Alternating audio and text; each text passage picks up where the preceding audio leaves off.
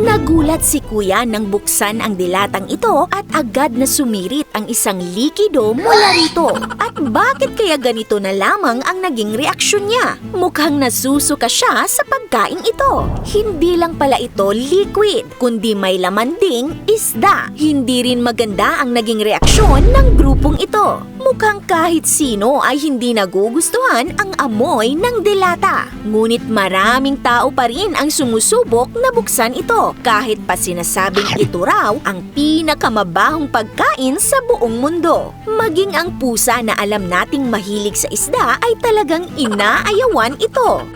Isa itong tradisyonal na pagkain sa bansang Sweden na tinatawag na surströmming o nangangahulugang sour herring sa Swedish. Naglalaman ito ng fermented Baltic herring, isang uri ng maliit na isdang binuro. At isa raw ito sa pinakamabahong pagkain sa buong mundo. Maraming kwento kung paano nagsimula ang pagkain ng surströmming. Pero ang pinaka-interesting daw ay ang kwento ng Swedish sailors noong 16th century. Uso na noon ang paggamit ng asin upang i-preserve ang mga pagkain. Ngunit ang isang grupo ng mga manlalayag ay naubusan ng supply, kung kaya't nagsimulang mabulok ang kanilang herring. Ibinenta nila ito sa isang port sa Finland at pagbalik nila roon sa sumunod na taon ay muling hinanap sa kanila ang nabubulok na isda dahil nagustuhan pala ng mga Finn ang lasa nito. Kaya naman sinubukan na rin ito ng mga Swedish. Mula sa aksidenteng kasaysayan nito, ngayon ay pinuproduce na commercially ang surströmming. Ayon sa official website, nabibenta ang produktong ito sa iba't ibang presyo, depende sa klase. Ang Oscar surströmming ay nagkakahalaga ng $49